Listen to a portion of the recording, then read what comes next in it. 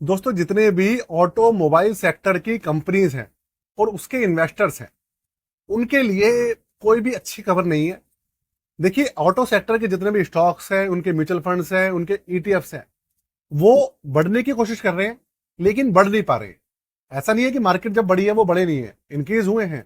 लेकिन अभी आने वाले समय में चाइना और ट्रंप की वजह से कुछ ऐसी प्रॉब्लम क्रिएट हो गई है, जिसकी वजह से आपको आने वाले समय में इन सब चीजों का जो हर्जाना है ना, ऑटो सेक्टर के इन्वेस्टर्स, ऑटो सेक्टर की कंपनीज, उनके म्यूचुअल फंड्स, सबको भरना पड़ेगा।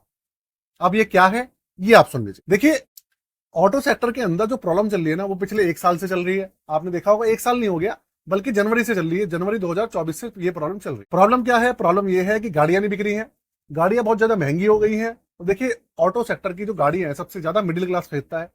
मिडिल क्लास अफोर्ड नहीं कर पा रहा है। कोरोना के बाद से सैलरी वगैरह इंक्रीज हुई है, लेकिन इतनी ज्यादा नहीं हुई है।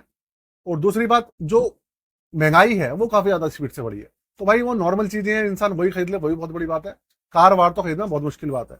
और दूसरी बात, अब नॉर्मल कारें जो है ना, वो भी भैया 6 लाख से स्टार्ट हो रही है। ऑल्टो जैसी कार भी 5.5-6 लाख से स्टार्ट। तो जहां पहले आपकी जो स्विफ्ट थी, आज से 2020 से पहले मैं बात करूं, 6 लाख में स्विफ्ट आ जाया करती थी।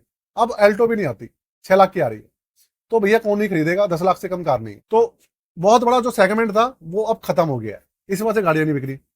दूसरी बात, ये जो चाइना और ट्रंप, मतलब अमेरिका के बीच में जो ट्रेड वॉर दोबारा से चालू हुई है, इसका सबसे ज्यादा जो हर्जाना भुगतना पड़ा है, वो भुगतना पड़ा है हमारे ऑटोमोटिव सेक्टर को। देखिए, और सेक्टर भी प्रभावित हुए हैं, लेकिन ऑटोमोबाइल सेक्टर ज्यादा हुआ है। वो क्यों हुआ है और क्या रीजन है, वो आप समझिए।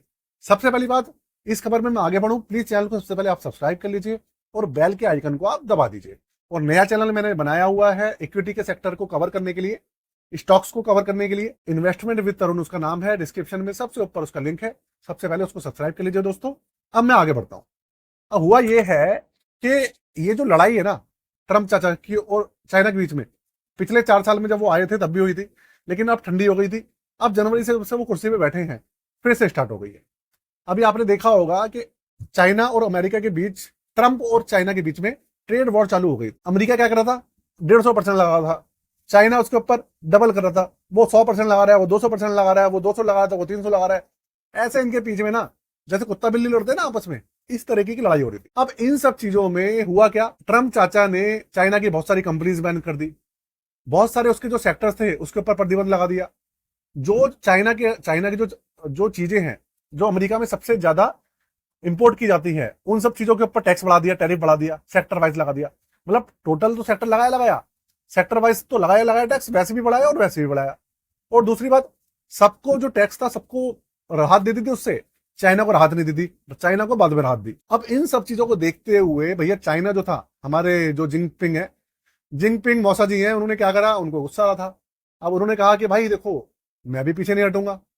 तो जिनपिंग मौसा ने क्या करा, उन्होंने उठाकर जो आपके रेयर अर्थ एलिमेंट जो हैं, उनके ऊपर क्या कर दिया, उनके ऊपर बैन लगा, और बैन लगा दिया ग्लोबली। ऐसा नहीं है सिर्फ अमेरिका के लिए जो बैन लगाया है, सिर्फ अमेरिका के लिए है, ग्लोबली बैन लगा दिया। अब ये रेयर अर्थ एलिमेंट जो है, ये क्या है समझिएगा, और कैसे इसका जो असर है सबसे ज्यादा ऑटोमोटिव सेक्टर पे पड़ा है, वो समझिए। देखिए, ऐसा होता है, सोना चांदी हीरे जवाहरात टाइटेनियम पाइटेनियम, ये जो है, ये सब तो चाइना के अलावा भी बहुत सारे देश निकालते। तो ये अगर एक बार चाइना बंद कर देगा, कुछ कर देगा, तो इतना फर्क नहीं पड़ेगा।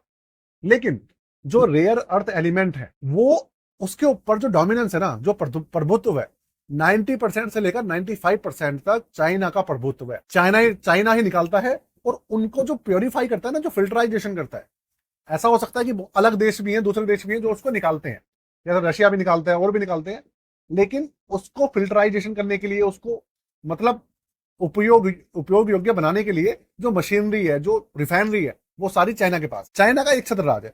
चाइना ने क्या करा, 9 अप्रैल के बाद से बैन लगा दिया कि भैया मैं ना, जो रेयर एलिमेंट है वो किसी को नहीं बेचूंगा, अमेरिका को भी नहीं बेचूंगा, भारत को भी नहीं बेचूंगा, 197 देश है, किसी को नहीं बेचूंगा। जिसकी वजह से सबसे ज्यादा प्रॉब्लम आई ऑटो सेक्टर को।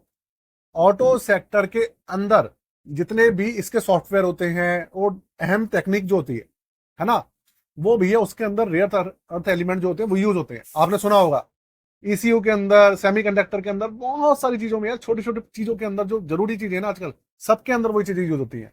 अब उसकी सप्लाई बंद हो गई है। अब उसकी सप्लाई बंद होने की वजह से हो क्या रहा है, हो ये रहा है कि स्विफ्ट जैसी जो गाड़ी है उसकी सप्लाई के ऊपर भी इशू आ गए हैं। आप ये समझो, जो मारुति सुजुकी की हमारी कंपनी है उसके जो मैन्युफैक्चरिंग कर रही है उसके ऊपर बहुत ज्यादा इंपैक्ट है। उस चीज जो दूसरी कंपनीज है उनके मैन्युफैक्चरिंग में बहुत ज्यादा इंपैक्ट है। भाई कंपनीज के पास जितना माल था उतना तो उन्होंने बना ली, अब वो कह रहे हैं हमारे पास माल ही नहीं है, हम गाड़ियां कैसे मैन्युफैक्चर करेंगे, गाड़ियां कैसे बनाएंगे जब हमारे को जब रॉ मटेरियल नहीं मिलेगा चाइना से, तो कैसे बनाएंगे। जिसकी वजह से उसका हर्जाना जो है ये भरना पड़ रहा है कि मार्केट चढ़ रही है लेकिन फिर भी जो स्टॉक्स हैं और आपके म्यूचुअल फंड्स हैं वो बढ़ नहीं पा रहे हैं, एकदम से रिकवरी नहीं कर पा रहे। जैसे कि हर बार रिकवरी होती है ना, वो रिकवरी नहीं हो पा रही। और बहुत ऐसा सुनने में आ रहा है कि जल्दी मेरे ख्याल से अभी चाइना बैन हटा भी सकता है, शायद जून में सुनने में आता है कि जून में हटा देगा, लेकिन ये भी सुनने में आ रहा था कि वो बढ़ा देगा। कुछ कह नहीं सकते चाइना भैया कब तक रखेगा, हटाएगा नहीं हटाएगा, और हटाएगा हो सकता है भैया उसके ऊपर टैरिफ बढ़ा दे, टैक्सेस बढ़ा दे। तो भाई इसकी वजह से प्रॉब्लम आ रही है। ये सारा का सारा जो करा धरा है ये ट्रम्प चाचा है, ट्रम्प चाचा की वजह से सारी चीजों का नाश हुआ पड़ा है।